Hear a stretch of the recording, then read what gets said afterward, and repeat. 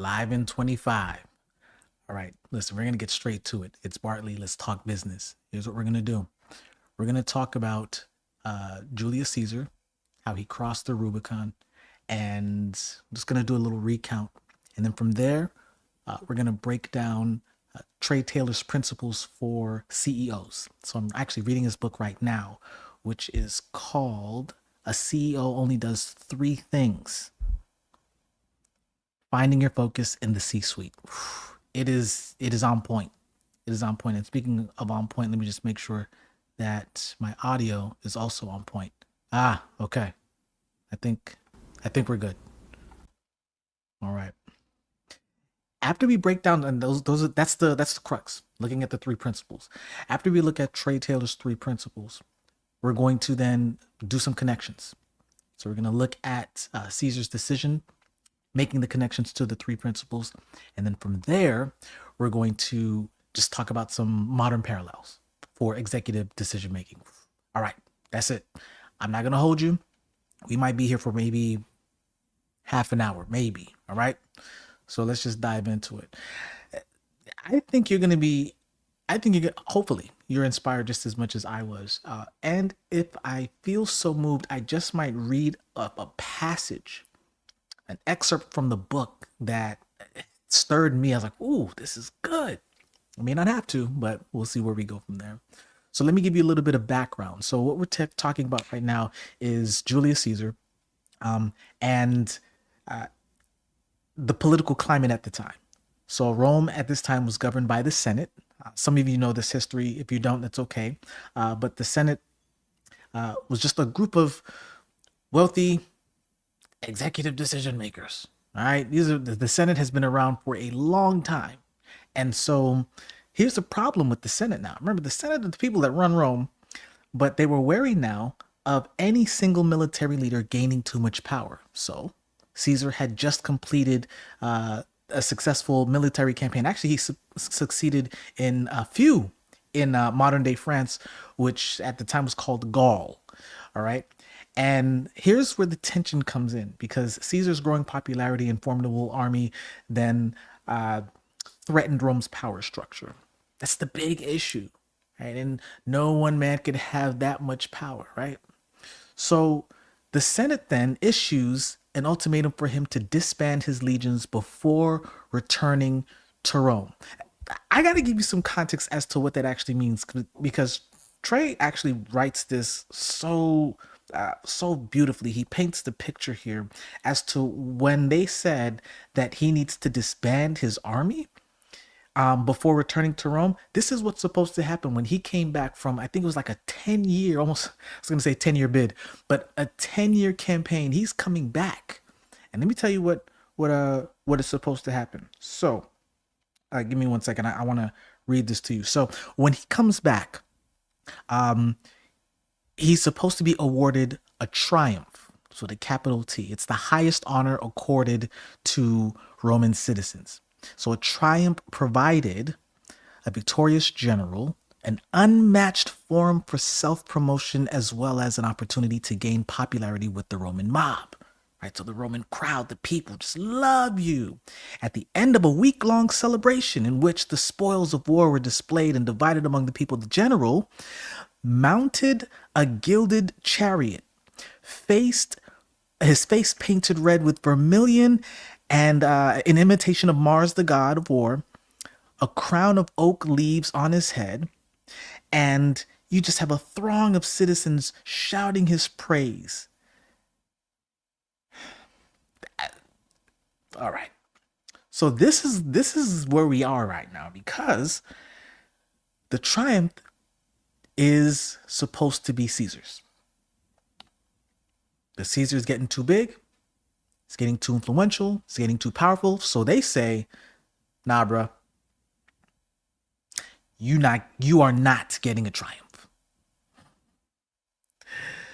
So they sent a messenger to tell him that. So Caesar had a decision to make. So here's what happened. And we're going to talk about the crossing next. So we've got a little context, right? The political climate that's happening. Let's talk about the crossing. So the Rubicon River formed a northern boundary of Italy. So by ancient law, there's no general that can bring an army into Italy proper, which means he had to cross that thing, right? So Caesar allegedly paused before the Rubicon, deliberating the severe consequences, and then stepping into Italy with his troops. He knew that that would be an act of insurrection, which is wild. Oh, we actually got a Vanessa. Shout out to Vanessa. She says, "Hey, I love your streams. They're awesome. Got some killer ideas that could really boost your channel." Okay, cool, cool, cool, cool. Definitely, we can connect, Vanessa. Um, so as he's thinking about, okay, what am I gonna do? How am I gonna do this? But I'm breaking the law. Like if I do this, I'm breaking the law. And what he says is the die is cast. This is one of the historical or historians at the time. Suetonius records Caesar's famous words in Latin, which is "alia iacta est," which is signaling the irreversibility of his decision, which is the die is cast. It's game on. That's what that means. We got to commit now. And once he crossed, there was no going back. It's almost like the which is crazy. It's almost like the call to adventure, which is wild. And I talk about the storytelling kind of arc, and where you have the midpoint and there's no point of return. So now we've got a little bit of the background. We've got the crossing and why this crossing is so important, right? Like you are not supposed to bring your army into Italy the way you're supposed to, but he's about to cross over through the Rubicon. And here's what happens. The crossing then triggered a civil war as Caesar's actions was illegal under Roman law and seen as a direct challenge to the Senate's authority. And so, ultimately, it led to his ascendancy to power as dictator of Rome. Oh, Caesar. And then the other thing is crossing the Rubicon then became an idiom for passing the point of no return, signifying this bold, irrevocable decision. This is so key. This is so key. And I'm going to tell you why. I'm going to read this because I thought that this was great. I thought that this was great the way that Trey wrote this. He said, this is so good. He said, Caesar believed himself to be a man of fate. To be accorded a triumph was his right, not only as a victorious general, but as a distinguished member of the Julian clan, descended from gods and kings. So to deny him this right was not only an affront to his military accomplishments, but to his very identity. Okay, remember, we're still talking about making executive decisions. And what Trey breaks down is that there are two points of failure, in a sense, where you can start to make poor decisions. One of them is when you go against your values. Caesar believes that like the value, which is tied to his identity, he's like, this is my birthright. I think he actually uses that phrase. This is my birthright. So he's going for it because he's like, no. I'm supposed to have my triumph. We about to have the triumph. That's the first thing. Second thing is point of failure in making a poor decision is when you commit or when you make the decision, but you choose not to commit. Arguably, they say it's even more terrible because let's say you are, making the decision based on your values, but you don't even follow through with it. Tough. So here we are, where he believed himself like this is what it is that was supposed to happen. So to deny him his right was not only an affront to his military accomplishments, but to his very identity. Looking deep within, Caesar saw himself as one destined for greatness. So throughout his life, every action he took was a step toward achieving this goal. So for Caesar, crossing the Rubicon and engaging those who would deny him his birthright, there's that word, was not only logical, but preordained and inevitable. Listen, there's some things that you're going to have to do when you make executive decisions, when you make hard decisions, that not only do you need to do it, which aligns with your values, but you have to make the commitment after you make the decision. I'm going to tell you one of the things that made Caesar successful here is he made it with speed. One of the things that you don't want to do is when you have to kind of make a decision, but you're not swift with it. You just kind of drag it out. That gives too much room for a level of erosion to happen within an organization, it gets messy. So here, and we're going to take a look at this. And one of the reasons why Caesar won is because of speed and surprise. After crossing, Caesar moved swiftly into Italy, catching his adversaries off guard and forcing them to retreat or to scramble for defense. So here's the thing. They were ready to bring hundreds of thousands of people against Caesar. But it was going to take time for them to do that. Caesar decided, I'm going to move now. I'm going to move now with the fellas I got. I'm going to move now. And by the time I get there, while they're still trying to deliberate, pontificate, have committees and subcommittee meetings about how it is that we're going to approach it, I already showed up at your front door. Knock, knock, who's there is how it won't go, for those of you that know the reference. So here it is that Caesar shows up, catches them off guard because he makes the decision swiftly. Not all, of course, difficult decisions you have the ability to make swiftly, but man, when you have the reasoning to do so, the capacity to do so, just do it. Pull the Band-Aid off. Next, and this is going to tie into Trey Taylor's principles that we're going to take a look at about the only 3 things that a CEO needs to know: people, culture, and numbers. But we'll get there. Next is he had loyal, battle-hardened troops. So, fresh from the Gallic Wars, Caesar's legions were experienced, they were fiercely loyal, and deeply committed to his leadership. So that gave them a decisive advantage over fragmented opposition forces. Listen, the Senate was trying to gather all kinds of people, regular people, soldiers, like they were trying to coddle together an entire army. He had battle-tested individuals who knew how to make swift decisions and how to, or rather to act based on the decisions, act swiftly based on the decisions that were going to be given to them.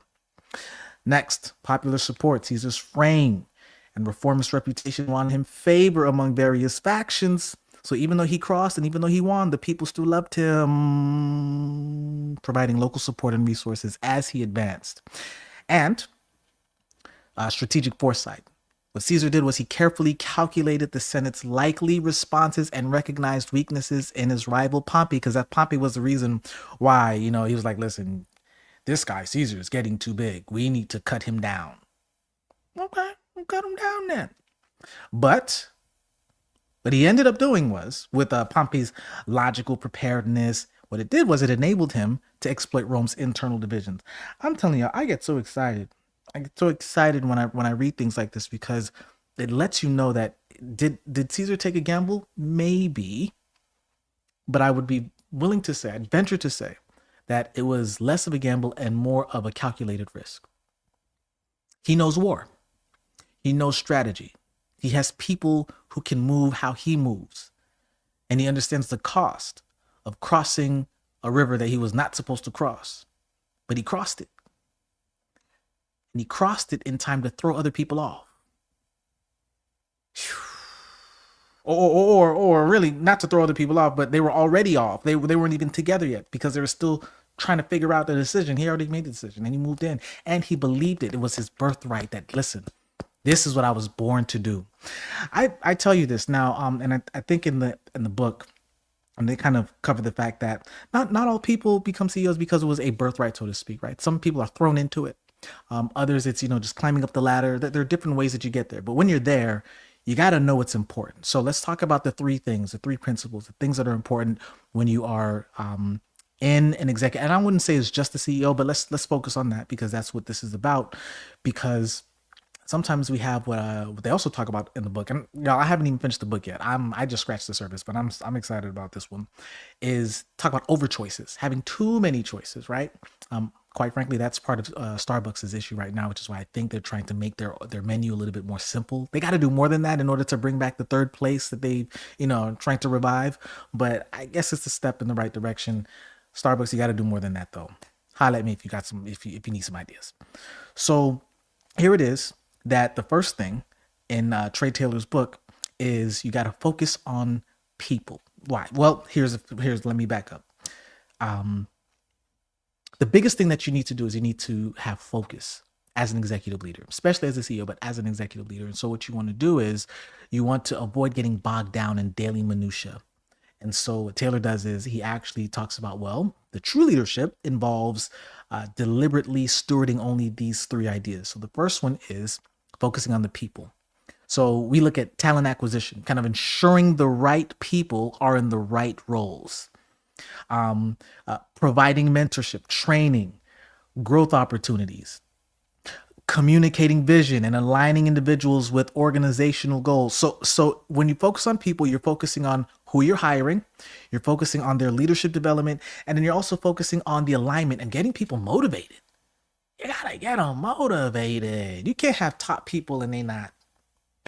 You gotta get your A players top motivated for sure. Those they have to definitely be motivated. It's almost like in school. I don't know if you guys remember, but there was a time when you had the students that were a little bit more advanced. The teacher had to find a way, and this was before advanced placement and all of that. I'm talking about let's say elementary, middle school. They had to find a program or something to put them into, or find a different school to challenge them, because if they were not motivated, some of them they act out. Some of them, they just check out. They're in class, they're done, but it's like there's nothing else for them to do. And so what you don't want to do is you don't want to have your employees act out or check out, i.e. quitting. So you got to have incentives, things to motivate them to want to provide value, continue to provide value in the organization. But that's people, right?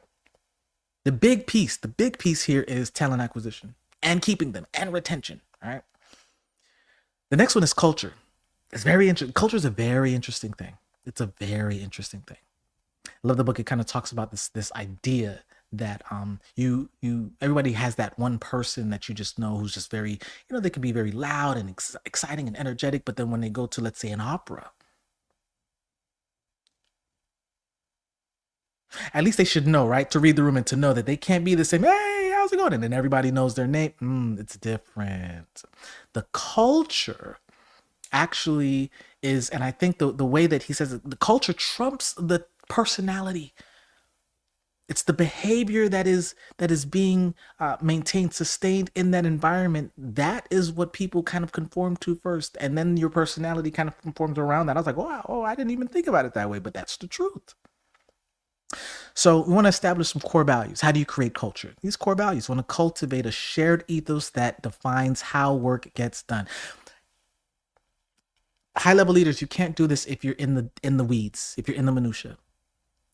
So it requires a lot of work to be able to see things at a high level. And we know this. We've seen this before. We've seen like when certain people are around and maybe if they leave, how things can shift, or for the better or for the worse, or if somebody fills in and they embody the understanding of what the culture is, it's sustained. We've experienced that in corporate. And so it's very important that you have an ability to still see things, take temperature at a high level. You can't do that if you're doing other people's jobs.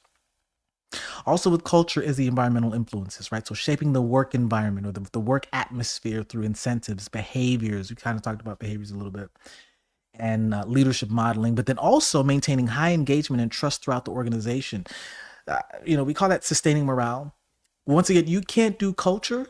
You can't establish culture if you are in the cubicle, so to speak. If you're micromanaging, it just won't work. You have too much. You have too many things on your plate. They say the average leader, I thought it was the average person, but they say the average leader makes 35,000 decisions a day.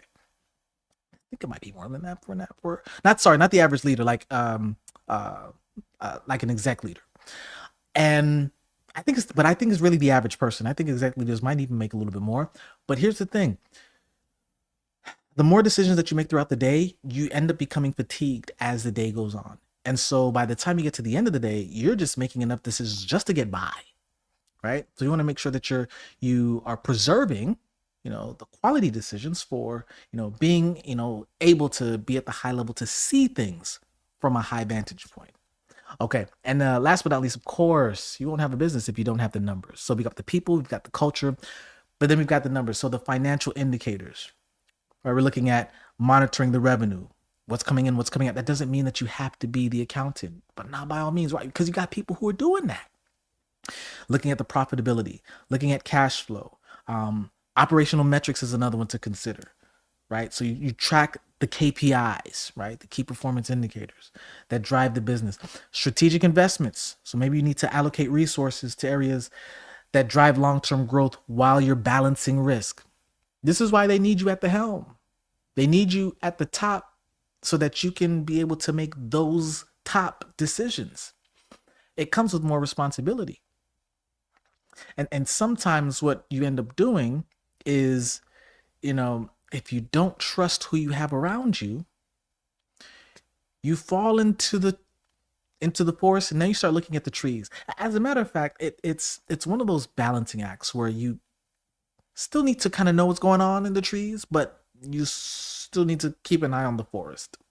And there are ways to do that without you having to be the woodsman, so to speak, versus the person who is above being able to look at everything. So now that we've taken a look at the three principles, I want us to just kind of connect it just a little bit, starting to connect how Caesar was able to do this. Take a look at the people. So first of all, he knew he had loyal people, but Caesar needed to trust that his legions, talking about the hundreds, the thousands, legions are like, I believe it's in thousands, the platoons that he had would follow him across the Rubicon, even though it was an act of defiance, even though it was illegal. Do you have people who are willing to cross the Rubicon with you? Even when, excuse my French, but when shit gets bad, like it's just like, oh my God, this is why you hire the right people. This is why you have to do that mentorship, the leadership development, all of that. That's super important. Loyalty. Now, of course, especially in this generation, now, we talk about like don't be loyal to a company, because the company and loyalty, they will terminate at will, and they have every right to do so. But I must say, I could be wrong about this, because I haven't done the research, but I'm willing to bet that employees that show up excited about their job and providing value, that's already a demonstration. Hear me out. That's already a demonstration of loyalty by default, because they're showing up and you not watching over them. They're doing what needs to be done, and they're making the company money. There's loyalty. Now, for those of you that are actually doing that, you may not necessarily feel loyal. You're just like, this is just the job. I'm just here. Now, this is what separates those who might be B players from A players, right? And then you have to figure out as, maybe not as a CEO, but maybe as, as a manager, trying to figure out, okay, how do I get my B players to, and you don't necessarily have to force it. Reading, some people love them, some people hate them. Jack Welch's book, man, I can't remember the name of it. I actually did this for my MBA program. Can't even remember the name of the book. You don't have to force people into a category. Like if A players are A players, B players are B players, C players are C players. Like don't try to push them, but you can encourage development so that those that are in between a B and an A, push them towards the A side. There are things that you can do. Incentivize, encourage, coach, mentor. But once again, as a CEO, there's only so much of that you can do. I remember getting mentored by a VP. So it wasn't the CEO, but a VP from one of my previous jobs when I lived in New York. And he took the time. He took the time to leave headquarters, come down to where I was working, and then we go have lunch. And actually, he was the reason why I was able to be a part of the business advisory council that they had. Oh man, it blew my mind to sit at the table with people who, like in the Tower 4 of the World Trade Center, and be across from all kinds of decision makers, people who, was part of the Port Authority, like just things that they talked about that I didn't even fully understand, but just being in the room, I'm just like, wow. And then being there enough, because it was like, I think a quarterly meeting, to start to get to understand some of the lingo and why we're even there to begin with. And, anyway, that exposure actually did a lot for me. As a matter of fact, in full vulnerability and transparency, that was one of the things that opened my eyes, not really my eyes, more so my heart though, to realizing this is where I need to be. At some point in my career, I'm going to be at the table, but not to have, chit chat I'm going to be at the table to make high impact decisions. It's going to happen. But the point is that exposure was from somebody who mentored me. And that mentorship allowed me to continue and to fortify, of course, me showing up and doing my part, even though I was not even at an executive level at that point. But it did allow me to kind of demonstrate loyalty, showing up, providing value, even when nobody's looking. But the course, I ran my course there. But at the same time, I think it says a lot about how you can be intentional from an exec level by just doing mentorship, and how people can be fully impacted by that. I mean, we're talking about maybe over a decade later, where I can still remember somebody coming in and choosing to do that. So it makes a huge impact. Okay, the other thing though is leveraging those relationships. So he knew he had a loyal group, but Caesar's rapport with his soldiers was built through shared hardships, especially in France, when France wasn't even called France, in Gaul or Gaul. I don't know, maybe it was Gaul. That loyalty and camaraderie gave him confidence to make the bold choice. And there's a way to do this as a CEO where you don't necessarily have to feel like you are doing the janitor's job every day to make you feel like you're one of the people. Listen, first of all, you're gonna have your own people, so to speak, at the executive level. That's just the reality. But for your people to know that if push came to shove, you had to get your hands dirty and do some of the work. I'm not saying hands dirty as if you don't have work to do as well. That doesn't mean that but y'all know what I mean. Where you do a little bit more of the execution, they at least would have the belief that you're able to do so, or at least that you're willing to do so. But the goal is that you don't and shouldn't be in a position where you have to do it. But there will be times, and let me back up. And it also depends on the size of the company. That is a huge difference. You're in a smaller agency, you probably are going to be doing more of that work if necessary. Much larger agencies or enterprises, it's less likely that you'll do that versus finding somebody to do that. It's probably cheaper, especially because they still need somebody who's going to be the strategic person, okay, and not just the executor. That's you, all right? Anyway, with these strong relationships, at all levels, because that's what you're building, especially, like I talked about those A players, the top talent, it becomes critical when making these high stake decisions. So you just want to make sure that that you're developing the right people, because this is what Caesar did. Caesar did not have, and I'm pretty sure there might have been one or two, I was like, Caesar, I don't know, man. I'll see you on the other side. But I'm almost certain that the people that he had chosen to do the 10-year, I believe it was a 10-year campaign of just dominate, expanding territory, they were what we would call ride or dies. All right, next is culture. So we want to combine what Caesar was doing with the principles that Trey Taylor has introduced to us. When he crossed the Rubicon, Caesar was basically reshaping the Roman political culture. How? He communicated that new rules were being written and that traditional power structures could be challenged. It's like, y'all, it's a new era. So a modern application, I guess we can look at, is that leaders, we sometimes must break with tradition to evolve organizational culture, especially if the status quo inhibits growth or innovation. But you got to know the rules first before you break them. We talked about that last month. Picasso, before he did Cubism and just got really, really liberal in his his brush strokes, and he understood the Renaissance, the classical Renaissance style of painting first. He could paint you photorealistically, and then he was like, you know what? I'm ready to put the mouth where the eye is. Like, listen. So before you can define a new norm, you need to know the norm. If you want to change the culture, you got to deeply understand the culture that already exists. And this goes for like new leaders, new executives. You come in and you stomping on like, all right, it's a new regime. No, it's not. Calm down. Calm down. Relax. Understand the culture first, and then you can start making some changes. And if you do it right, the loyalty of the people that you've hired, the people that you've retained, you can make some swift decisions that they may not necessarily fully grasp, but like, we trust you. Let's go ahead and do it. So, the other thing though with culture is you need to have vision. Man, this is why you can't be in the minutia.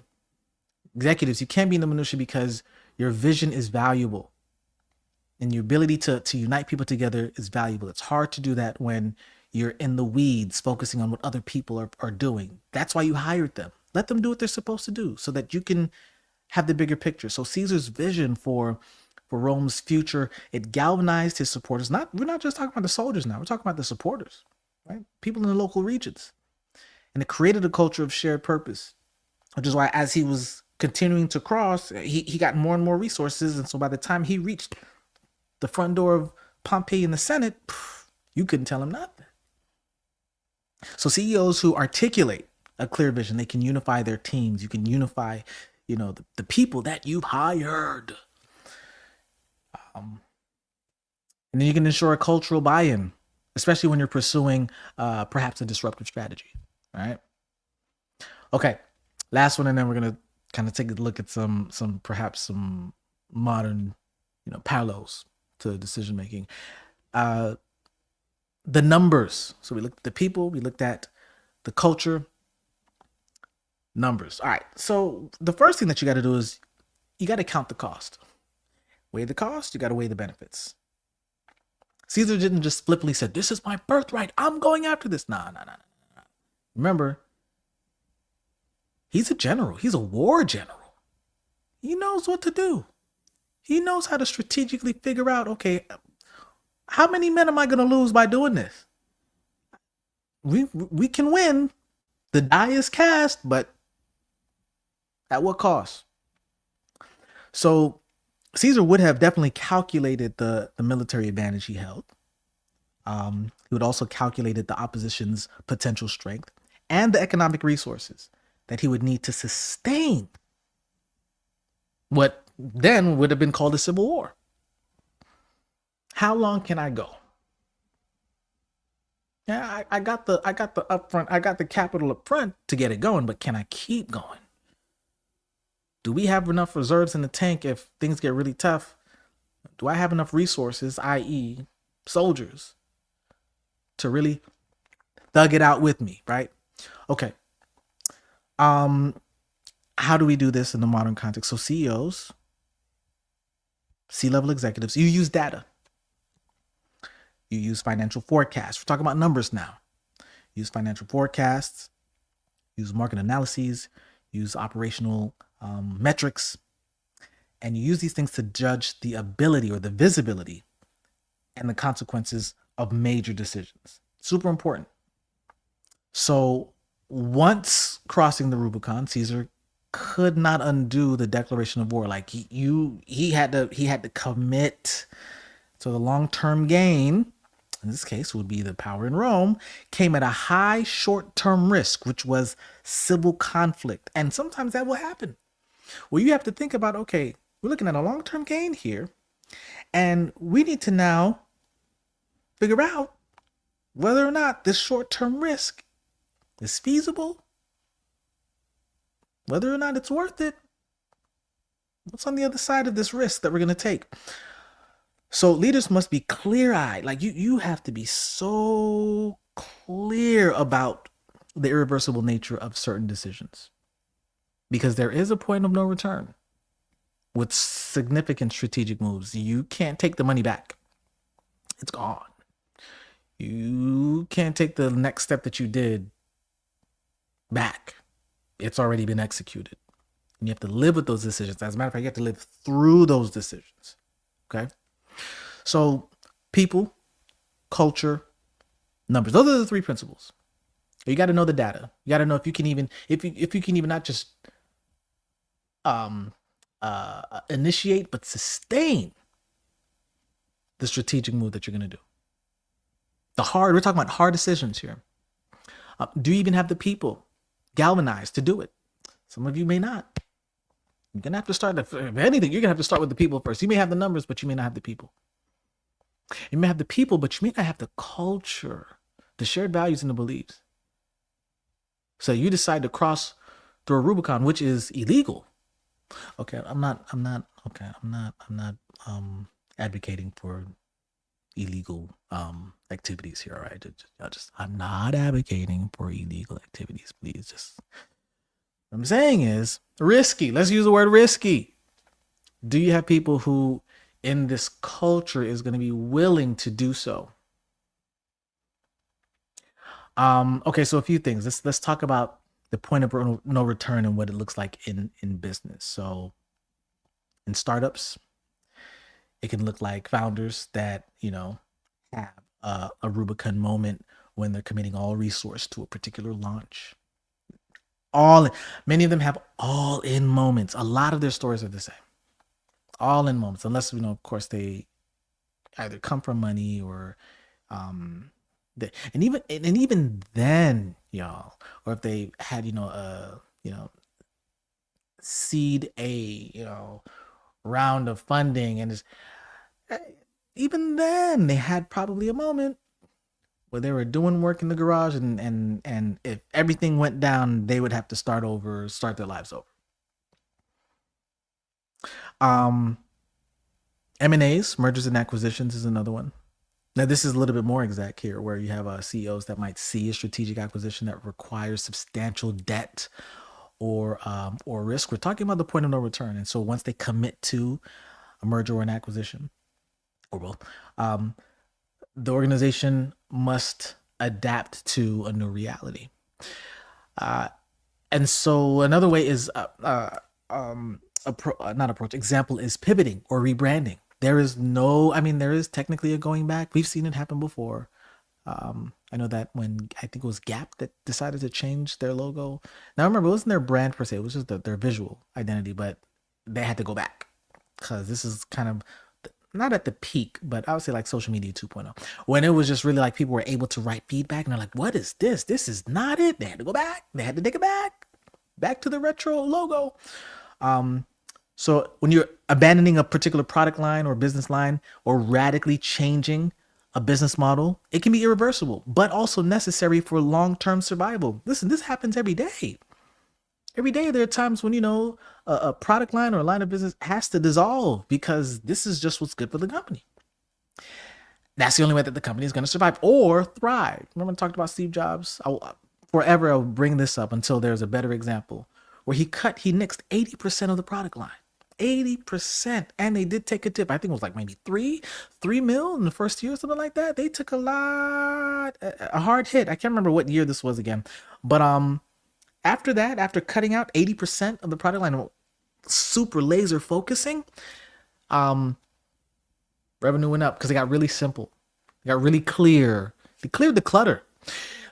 And this is Steve Jobs coming back a second time. He was already CEO. He comes back after they ousted him. He comes back and he has clarity on what it needs, what needs to happen in order for Apple to be the Apple that it is now. And some people would argue, oh, it's not the Apple that it was when Jobs was alive. Okay, all right, we get that. But it's still $1 trillion conglomerate right now.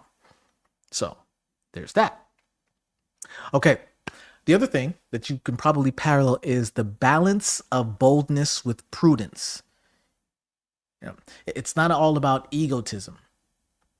This probably I've seen this from both men and women in C-suites. I may not be at the table just yet, but I've had conversations. I've had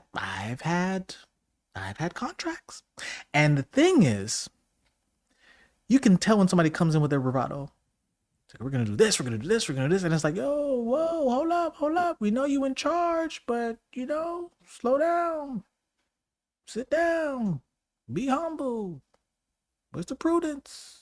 Be careful, or at least be cautious. You can work quickly and still be cautious. On the DISC assessment, you'd be a high D and a high C.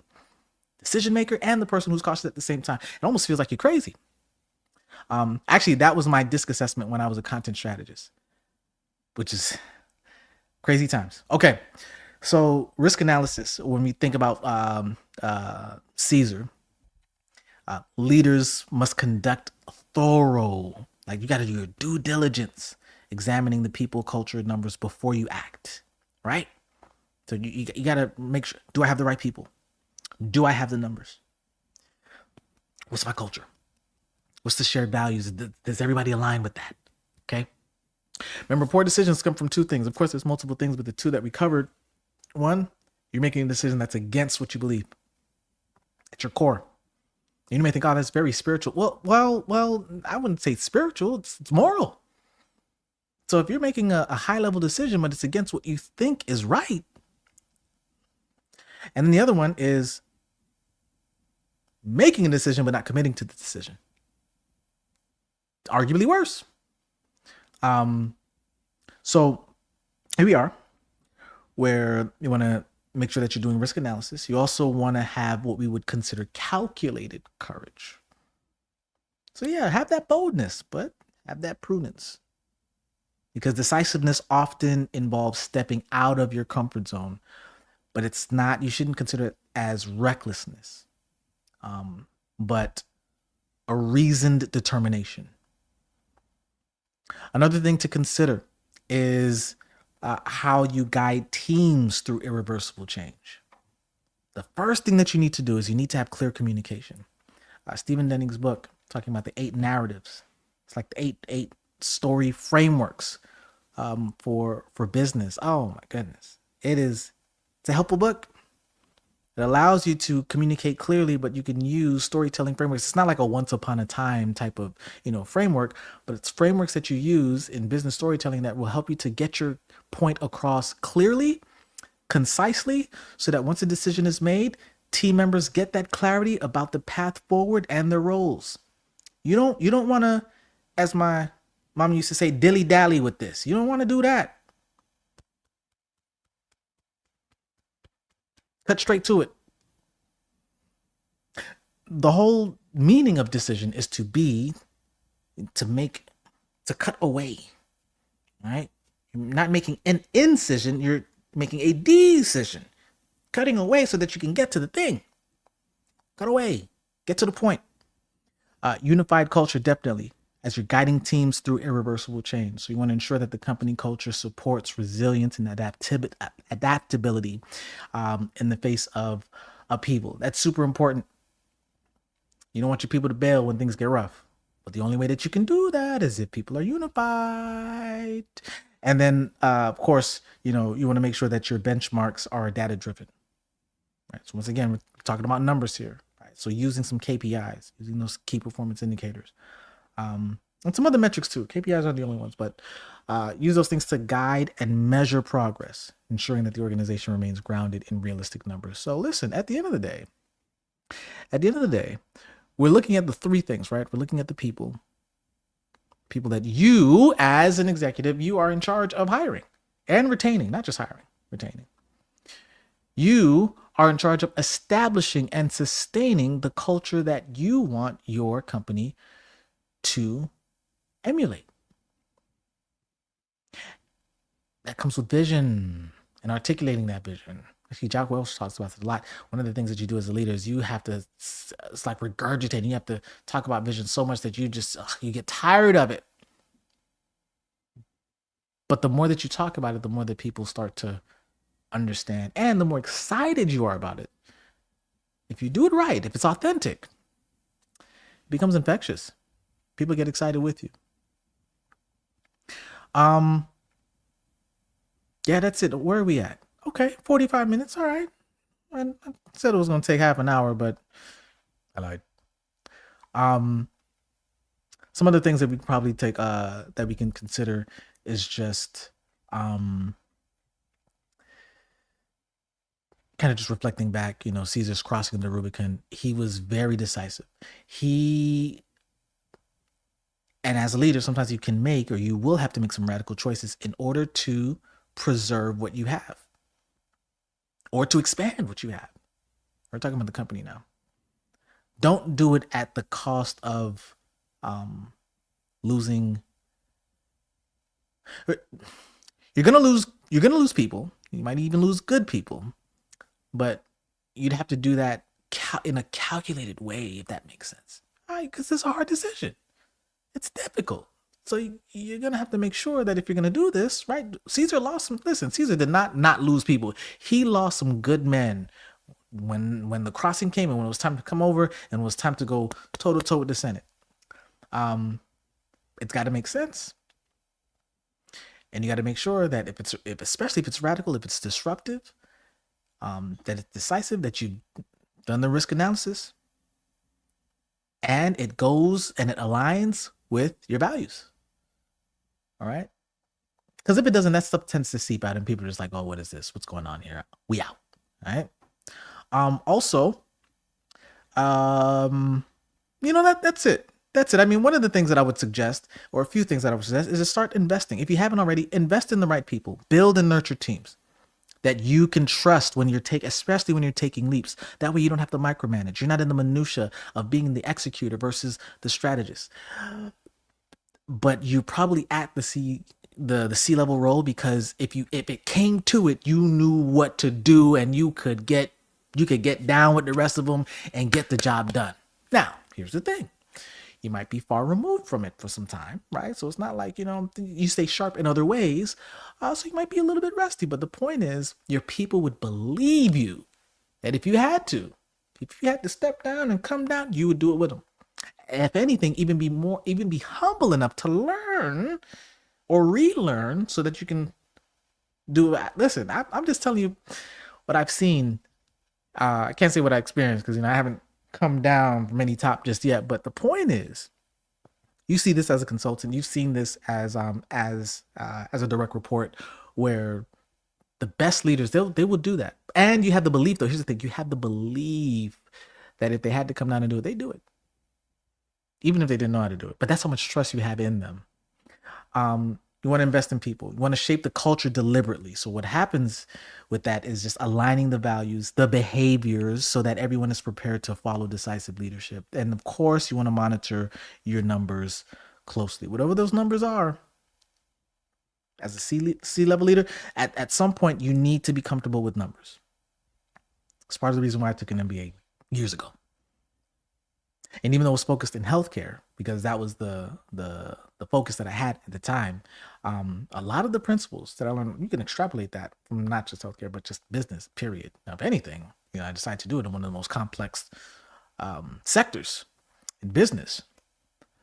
Healthcare is not for the faint at heart from a business perspective. Oh my goodness, right? If anything, difficult decisions have to be made, and you really need to know your numbers in the healthcare space. All right. So you want to use robust data, financial metrics to make sure that you can support those strategic moves and to mitigate any unnecessary risk. All right, y'all. So that's it.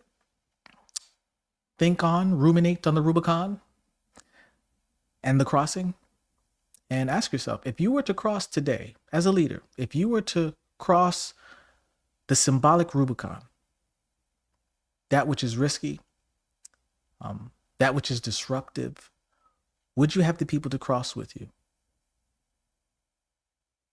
Is the culture aligned or strong enough, vibrant enough that the people that will cross with you know what to do